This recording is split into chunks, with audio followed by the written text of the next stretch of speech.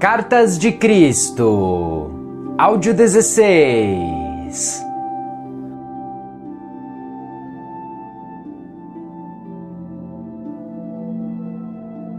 Quando comecei a preparar os meus discípulos para a minha morte que se aproximava, tive uma tarefa terrivelmente difícil. Custava muito a eles conter o choque e assombro. Pensar que eu seria crucificado como um criminoso comum era repugnante, inexprimível e, além disso, não queriam me perder de vista.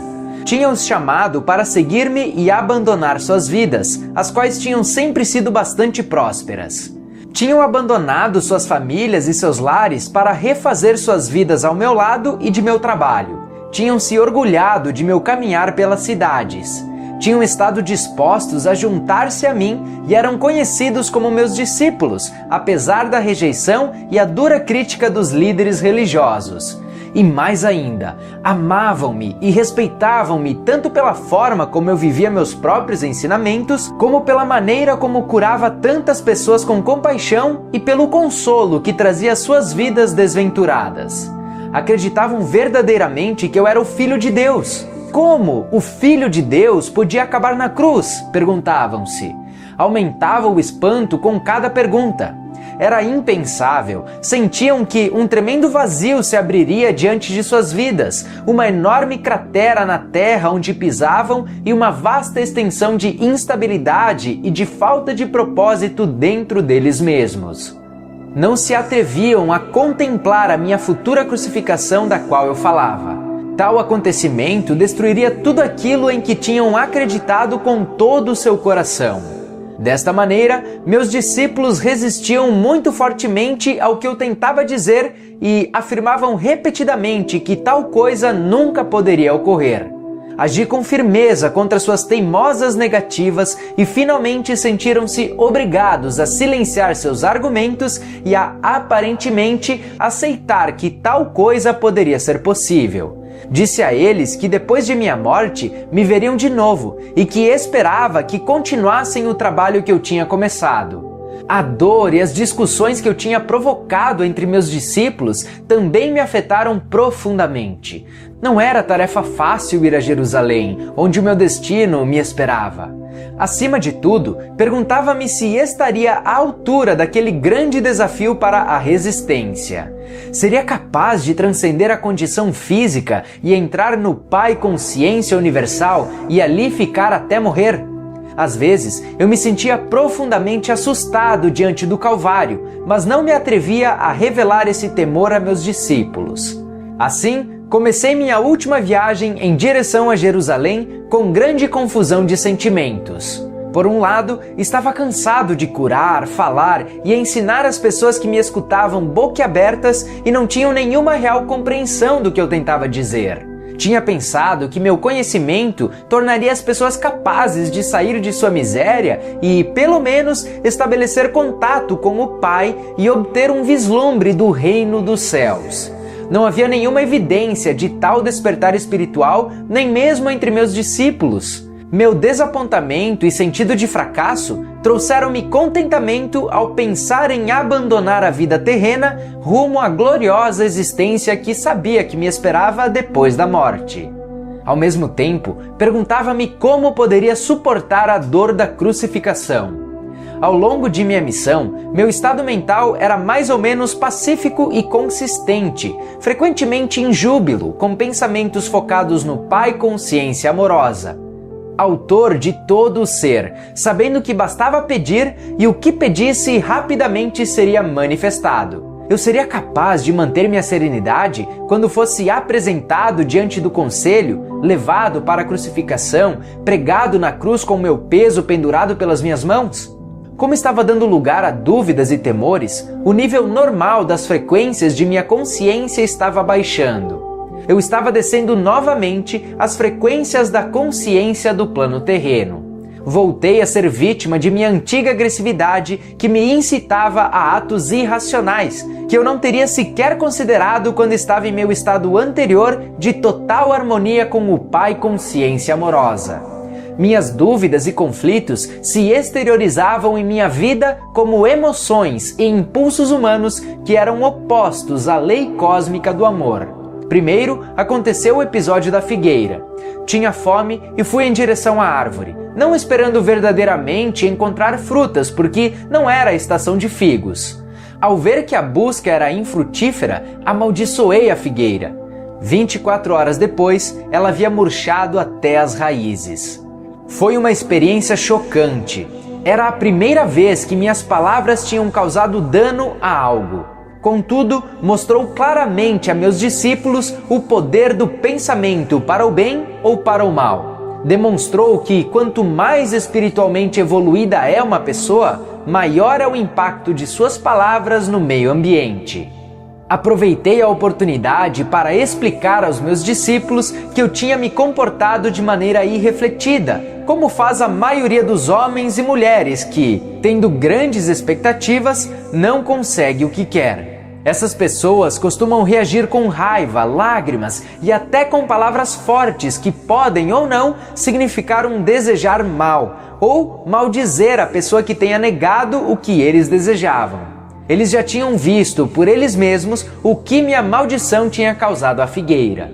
Agora, deveriam compreender que, tendo uma forte convicção, poderia ser concedido a eles qualquer coisa que pudessem desejar ou imaginar, mas também deveriam estar constantemente conscientes de sua própria condição mental, emocional. Não deveriam guardar rancor dos outros, mas sim perdoar rapidamente. Do contrário, poderiam causar muito mal àqueles com quem estivessem ressentidos. E isto seria devolvido a eles no devido tempo, como a colheita do que semearam. E mais ainda, tal como é a semeadura, assim é a colheita. Sabia que o que eu tinha causado à figueira inevitavelmente retornaria para mim de uma ou outra maneira. Então, levei os meus discípulos para o templo. Muitos anos tinham se passado desde que eu tinha estado lá, e sabia que minha visita serviria para desencadear os acontecimentos que levariam à minha crucificação. Algumas pessoas me reconheceram e comecei a ensinar em resposta a seus pedidos. Foram se juntando mais pessoas e os agiotas se amontoaram, começando a reclamar. Seus gritos e queixas barulhentos interromperam a linha de meu pensamento enquanto ensinava. De repente, a cólera tomou conta de mim. Havia ali pessoas sérias que me rodeavam e desejavam ouvir palavras de vida, as quais em breve não poderia mais pronunciar. E ali estavam mercadores que viviam vendendo animais para os sacrifícios que não beneficiavam ninguém. Aqueles homens somente traziam dívidas e miséria às pessoas. Senti o sangue subir minha cabeça, empurrei as mesas espalhando dinheiro e expulsei do templo os homens de coração duro. Então, houve uma tremenda comoção de gritos e lamentações. Alguns brigavam para apanhar o dinheiro. Os mercadores amaldiçoaram-me, chamando-me de malvado, dizendo que eu fazia o trabalho de Beelzebu e outros 1000 demônios mais. Os sacerdotes, os fariseus e todas as pessoas que valorizavam os sacrifícios do templo vieram correndo para averiguar a causa do barulho e da confusão. Ouviram a história dos mercadores e se sentiram tão ofendidos com os meus atos que se lançaram aos gritos em condenações e lamentos para assim impressionar os sacerdotes, cada um protestando mais alto do que seu vizinho, demonstrando seu horror pelo que eu tinha feito. Nunca antes tinha se visto tal coisa no templo. Até mesmo aqueles que antes tinham me escutado estavam incomodados pela minha obstinação e se perguntavam que tipo de homem que eu poderia ser. Estavam juntos vendo os acontecimentos quando os sacerdotes e fariseus se aproximaram e os convenceram de que eu tentava destruir tudo aquilo no que acreditavam, pregando um Deus falso, totalmente contrário a qualquer coisa que tinham ouvido falar nas sinagogas. Os sacerdotes passaram a eles a sua própria raiva ultrajada e convenceram-nos de que meu pecado também os contaminaria se continuassem a dar ouvidos às minhas loucuras. Aos poucos, as pessoas se convenceram de que eu era uma má influência e que deveriam afastar-me do caminho antes que eu pudesse transtornar a paz do país e atrair a ira do governador romano sobre toda a Palestina. Meus discípulos, envergonhados pelo que eu tinha feito, sigilosamente deixaram o lugar e esconderam-se entre as ruelas a alguma distância do templo. Quando mais tarde regressaram para onde eu estava, demonstraram claramente que estavam profundamente incomodados com os meus atos. Perguntavam-se se eu tinha perdido o juízo, ou se tinha ficado louco profetizando minha morte e depois fazendo aquelas coisas que provavelmente a provocariam. Foi nesse momento que Judas, aquele que nunca havia abandonado verdadeiramente suas crenças judaicas, começou a duvidar de que eu fosse verdadeiramente o Messias. Fazia 3 anos que eu ensinava o povo e não se via nenhum sinal de que o domínio romano se enfraquecia. 3 anos e as pessoas não estavam mais perto da felicidade que eu havia prometido. E agora parecia que estava a ponto de converter-me num perturbador da paz, fazendo cair a ira de Roma sobre suas cabeças. Judas ficou sabendo que o sumo sacerdote judeu queria se desfazer de mim. E então ofereceu seus serviços para me identificar quando assim fosse pedido. Quando foi a hora de celebrar a Páscoa com meus discípulos, organizei uma ceia com todos reunidos num grande salão. Sabia que aquela era a última vez que comeria na terra. Não desejo voltar profundamente à consciência daquela noite. Senti grande tristeza por ter que deixar meus discípulos que tinham me servido tão bem. Com a tristeza, todos os meus temores e conflitos reapareceram. Tive momentos de profunda autopiedade. Senti que ninguém compreendia o que havia procurado fazer pelo meu povo e o sacrifício que estava disposto a fazer por ele.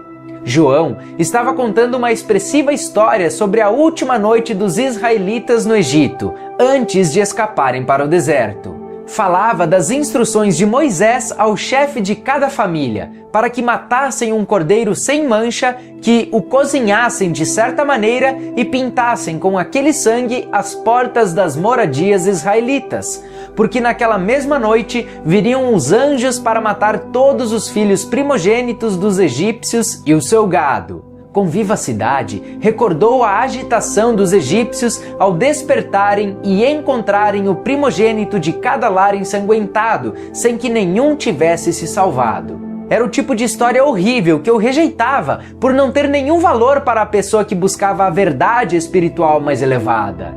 Eu me perguntava até que ponto os meus discípulos realmente tinham entendido quando eu falava de seu Pai Celestial e seu amor por toda a humanidade. Como podiam entusiasmar-se com o pensamento de anjos matando os primogênitos dos egípcios quando eu tinha dito com toda clareza que Deus, o Pai, era amor? Mas os judeus sempre haviam se preocupado com o derramamento de sangue para redimir seus pecados. Até mesmo Abraão, o fundador da nação israelita, convenceu-se de que deveria levar o seu único filho ao deserto, matá-lo e oferecê-lo em sacrifício a Deus, um pensamento pagão, revoltante. Pensei nos sacrifícios de animais no templo. Amando a todos os seres vivos da criação como eu amava, essa prática era para mim uma abominação. E agora eu estava a ponto de ser levado para a morte porque tinha me atrevido a pronunciar as palavras da verdade. E quando eu considerava o tão pouco do meu conhecimento que tinha conseguido transmitir, perguntava-me por que eu tinha sido enviado em tal missão. Senti de repente um estremecimento de ressentimento e raiva se entrelaçar aos sentimentos habituais de amor para com aqueles homens. Com certo cinismo, perguntava-me que sinal poderia deixar que fosse uma recordação eficaz para que os meus ensinamentos retornassem às suas mentes quando já não estivesse com eles. Se podiam esquecer tão rapidamente todos os meus ensinamentos sobre o amor do Pai e desfrutar a horrível história da Páscoa, enquanto eu ainda me encontrava na mesma sala com eles. De que se recordariam quando morresse como um malfeitor na cruz, a mais desprezível das mortes? Depois pensei que, se o derramamento de sangue os comovia tanto, daria a eles sangue para que se recordassem de mim. Com essas reflexões irônicas, apanhei um pão, parti-o, passei-o aos meus discípulos e disse que o comessem. Comparei o pão partido com o futuro de meu corpo partido e pedi que repetissem o partir o pão e o distribuir em lembrança do sacrifício de meu corpo para trazer a verdade sobre Deus e a verdade sobre a vida, a verdade sobre o amor. Percebendo que eu estava com um humor estranho, pararam de comer, escutaram, pegaram o pão e comeram em silêncio. A seguir, tomei minha taça de vinho e a entreguei, dizendo que cada um devia beber dela, posto que era o símbolo de meu sangue que logo seria derramado, porque tinha me atrevido a trazer a verdade da existência. Vi que meu tom de voz tinha tocado alguns deles. Sobriamente, cada um tomou um gole e depois passou a taça para quem estava a seu lado, mas ainda não diziam nada. Percebiam que eu estava sério e que já não toleraria mais discussões. Então, eu disse que um deles me trairia. Em segredo, entendia os seus motivos e sabia que ele era uma parte necessária da futura sequência de acontecimentos. Simplesmente cumpria o papel que sua natureza o levava a desempenhar. Eu sabia que ele sofreria muito e senti compaixão por ele, mas guardei esses pensamentos só para mim. Ao mencionar que um deles me trairia, disse a Judas que saísse para fazer rapidamente o que tinha que fazer. Os discípulos despertaram, se perguntando se realmente aquela era sua última ceia comigo. Havia muita angústia emocional, perguntas, inclusive recriminações por tê-los colocado em tal armadilha. Outra vez, perguntaram-se o que fariam de suas vidas depois que eu me fosse. Perguntavam-se qual seria seu lugar na comunidade se eu fosse crucificado. As pessoas zombariam deles, queixavam-se. Ninguém voltaria a confiar no que dissessem. Profundamente entristecido pela resposta egoísta diante de minha situação, assegurei a eles que não tinham que temer por sua própria segurança. Deveriam abandonar-me e não haveria ligação entre eles e a minha crucificação. Sugeri que, depois de minha morte, se dispersassem e voltassem para a Galileia. Pedro comoveu-se profundamente e reagiu com violência, negando que algum dia me abandonaria, mas é claro, foi o que ele fez. Mesmo depois de todo o amor que tinha por meus companheiros e de tudo que desejava obter para eles, naquele momento de minha própria necessidade, ainda encontrava total falta de compreensão, até resistência. Sua única preocupação era sobre o que poderia acontecer a eles. Não houve nenhuma palavra amável, oferecimento de ajuda ou angústia pela minha dura prova futura. Como era duro o coração humano, eu pensei. Quantos penosos séculos teriam que se passar antes que a humanidade pudesse ir mais além de sua própria dor e sofrimento para sentir talvez uma faísca de amor e compaixão para com outros desafortunados que se encontrassem numa situação pior do que a deles? Porém, ainda que profundamente decepcionado e mesmo machucado por suas reações egoístas, compreendi-os e procurei dar aos meus discípulos coragem para enfrentar o futuro e assegurei que sempre estaria com eles, mesmo quando estivesse fora de suas vistas. A obra que eu tinha começado seria promovida desde o além. Não os deixaria sozinhos. Conheceriam e sentiriam minha presença e isso os consolaria. Disse que se agarrassem à recordação do tempo em que eu tinha estado com eles. Alertei que haveria muitos que continuariam o caminho com o conhecimento que eu havia dado, mas que estranhos buscariam acrescentar a voz da tradição e da razão aos meus ensinamentos. Minhas palavras seriam tão distorcidas que, finalmente, já não revelariam a verdade original que eu havia trazido ao mundo. Quando disse que isso aconteceria, afligiram-se, foram mesmo tomados pelo pânico. Fiquei aliviado ao ver que meus ensinamentos não tinham sido em vão, apesar de tudo, que não tinham entrado em ouvidos totalmente surdos. Pediram-me que contasse mais, mas levantei as mãos e disse que isso era tudo o que eu podia dizer. Nesse ponto, senti que havia dito tudo o que eu tinha querido dizer enquanto estava na Terra e que meu discurso aos homens havia sido cumprido. tudo o que mais profundamente desejava era retirar-me em silêncio e encontrar paz e conforto em meu contato com o Pai. Deixamos o salão e fomos andando até o Monte das Oliveiras, mas o estado de meus discípulos era de conflito interno, temor e dúvida. A maioria deles foi embora para unir-se com suas famílias e amigos que estariam celebrando sua própria Páscoa.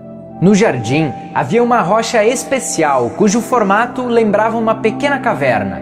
Gostava de refugiar-me do vento dentro dela, de modo que ali me sentei e orei, buscando um caminho para a grande harmonia que já havia desfrutado no passado. Sabia que, quando me movesse para sintonizar-me com o Pai Amor, meus temores se dissolveriam e estaria num estado de paz e de total e absoluta confiança. À medida que senti o poder do amor entrar em mim e tomar posse de minha consciência humana, assim também a força para suportar o que viria sobre mim tomou conta do meu coração.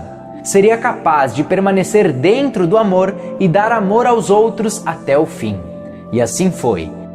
Nem sequer tentarei voltar a entrar no estado do julgamento e da crucificação. Isso não tem importância.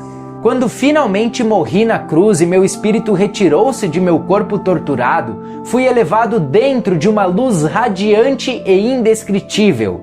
Fui envolvido no calor e no consolo do amor, tal como nunca antes tinha experimentado. Tinha uma sensação de envolvente louvor, uma poderosa certeza de ter feito um bom trabalho, de êxtase na força universal para continuar a obra e de uma alegria e encantamento que está muito além de qualquer coisa que a condição terrena possa conhecer. Entrei numa nova e maravilhosamente bela forma de viver, mas permaneci descendente em consciência para manter-me em contato com as pessoas que tinha deixado para trás. Pude mostrar-me àqueles que eram suficientemente sensíveis para ver-me. No entanto, a história de que Tomás supostamente colocou os dedos em minhas feridas é um disparate. Meus discípulos não sabiam que eu tinha combinado secretamente com José de Arimateia que, depois de minha morte, ele levasse meu corpo para o seu próprio túmulo ainda sem uso, onde então seria ungido segundo o costume, antes do pôr do sol. Depois, quando a noite chegasse e todos em Jerusalém tivessem cumprido o sabá, ele, ajudado por 2 serviçais de confiança, a cavalo levaria o meu corpo às escondidas durante a noite e por caminhos ocultos durante o dia, a uma montanha nos arredores de Nazaré, na Galileia. Ali, seguindo minhas instruções e ajudado por minha família, encontraria uma pequena gruta oculta que tinha me dado o refúgio das tormentas e das pessoas quando eu era um jovem infeliz e rebelde, em disputa com o mundo todo. José prometeu-me que encontraria a gruta seguindo um mapa que eu havia dado a ele e que me deixaria ali, depois de mais um embalsamento. Depois, reconstruiria a pequena estrada para escondê-la totalmente dos possíveis intrusos. Ali, meu corpo descansou livre de incômodos. Foi dito que meu corpo ressuscitou dos mortos. Que absurda história inventada pelas mentes daqueles que não sabiam como explicar satisfatoriamente minha morte na cruz como um malfeitor. Por que eu teria necessidade de um corpo terreno para continuar a existência na outra dimensão? Como este mito ridículo pôde persistir até o século XXI? Isto dá a medida da falsa compreensão dos cristãos, o fato de até hoje terem aceitado cegamente tal dogma. Pense nisto com cuidado. Tendo sido liberado de um corpo terreno e tendo vivido a experiência de êxtase e de glorioso encantamento que é a passagem a uma dimensão superior da consciência universal, por que eu iria querer voltar à dimensão terrena e entrar em meu corpo outra vez? Que utilidade isso teria para mim em seu mundo e no meu? Enquanto a substância física de meu corpo durante a vida na Terra poderia ser espiritualizada quando estivesse perfeitamente harmonizada com o Pai Consciência Amorosa, meu corpo não seria um transtorno e impedimento para minhas viagens posteriores nos reinos espirituais superiores?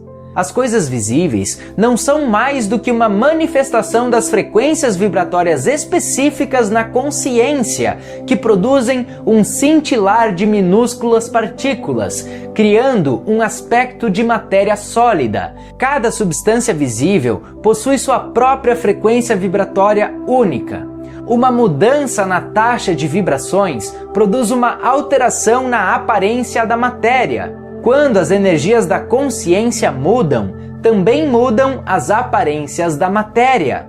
Portanto, era possível que eu me concentrasse e baixasse as frequências de minha consciência a tal ponto que minha forma se tornasse visível ao olho humano. Podia retornar aos meus discípulos e ser visto por eles. E assim o fiz. Amava-os mais do que nunca e devia a eles tanto consolo e apoio quanto era capaz de dar depois de minha morte. Além disso, era necessário dirigir meu próprio poder dentro de suas mentes com o fim de dar a eles o ímpeto e a coragem para continuar a obra que eu havia começado. Porém, quero que você saiba que a consciência individualizada que tenha ascendido em frequências vibratórias até os portais da dimensão criativa universal transforma-se em luz individualizada, uma consciência individualizada que não necessita de nenhum corpo para expressar e desfrutar de tudo o que a consciência gloriosa possa conceber nos reinos espirituais mais altos. É um supremo estado de ser e de encantamento, sem nenhuma das necessidades, desejos ou impulsos experimentados por aqueles que não tenham ido mais alto e além do ego. Enquanto você vive na Terra, sua mente permanece ancorada em certos padrões de frequências vibratórias, presa num corpo que tem suas próprias necessidades. Se sua consciência verdadeiramente se elevasse para mais além destes padrões, seu ser terreno desapareceria. Quando eu estava preso num corpo, também estava, em grande medida, confinado a estes padrões de frequências vibratórias e de consciência. E mais, a imaginação sozinha não pode elevar-se além de suas experiências passadas, e, portanto, você está confinado em seu passado, que você projeta para o seu futuro.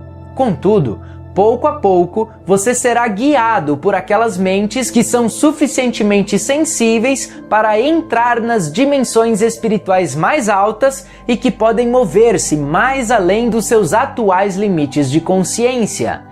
Elas registrarão para você essas maravilhosas experiências e estados do ser mais além dos seus, aos quais você mesmo poderá aspirar. Deste modo, você irá adiante em níveis ou passos de desenvolvimento espiritual. Cada passo traz a você uma visão mais elevada do que pode ser alcançado, e a partir dessa visão, você formula uma nova meta. Com esta meta sempre presente, você trabalha para purificar-se da influência contaminadora dos impulsos de ligação-rejeição da existência terrena. Passo a passo, você transcende o seu ego. Quando transcende o seu ego e ele morre dentro da sua consciência, você então está plenamente vivo no Pai Consciência Amorosa e encontra a realidade do Reino dos Céus em sua vida, em si mesmo e ao seu redor.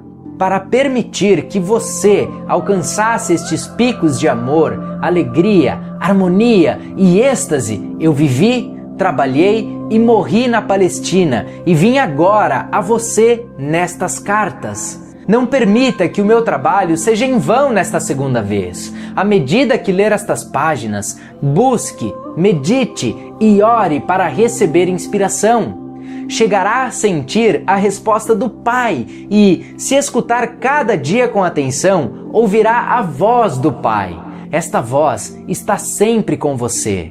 Retire as barreiras criadas por sua própria vontade. Abra-se para receber a força, o poder, a inspiração e o amor diretamente do Pai Consciência Amorosa. Leia e releia estas cartas para que possam ser finalmente absorvidas em sua consciência. Enquanto você o fizer, estará viajando rumo à luz e irradiará luz para os demais.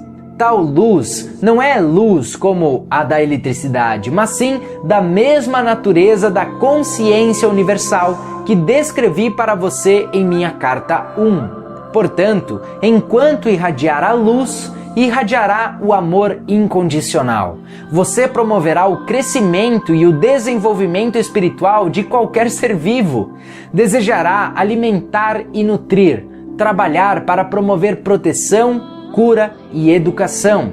Você desejará ajudar no estabelecimento da lei e ordem amorosa na qual todos poderão viver em harmonia, com sucesso e com prosperidade. Você estará no reino dos céus. Ao mesmo tempo, não se iluda.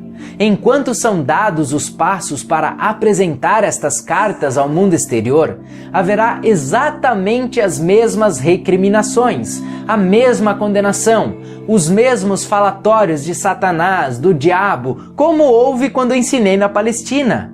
Ânimo, reze para ter coragem. Aqueles que suportarem até o final se elevarão por cima da confusão e da violência e descansarão na paz e na alegria do reino.